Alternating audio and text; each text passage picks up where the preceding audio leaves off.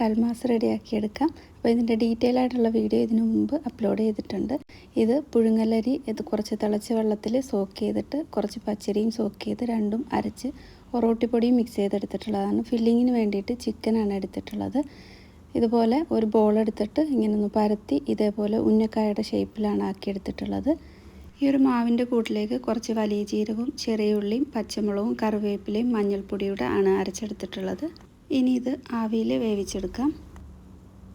കുറച്ച് ഓയിലൊന്ന് ബ്രഷ് ചെയ്തിട്ട് ആവിയിൽ ഒരു 20 മിനിറ്റോളം വേവിച്ചെടുക്കുന്നുണ്ട്. 20 മിനിറ്റ് കഴിഞ്ഞപ്പോൾ ഇത് കൽമാസെല്ലാം നന്നായിട്ട് കുക്കായി വന്നിട്ടുണ്ട്. ഇനി മുളക് പൊടിയും കുറച്ച് മഞ്ഞൾപ്പൊടിയും ഉപ്പും വെള്ളവും ചേർത്ത് നന്നായിട്ടൊന്ന് മിക്സ് ആക്കിയിട്ട് ഈ ആവിയിൽ വേവിച്ചിട്ടുള്ള കൽമാസ് ഓരോന്നും ഇതിലേക്കിട്ട് നന്നായിട്ട് കോട്ട് ചെയ്തിട്ട് പാനിൽ ശാലോ ഫ്രൈ ചെയ്തെടുക്കാം.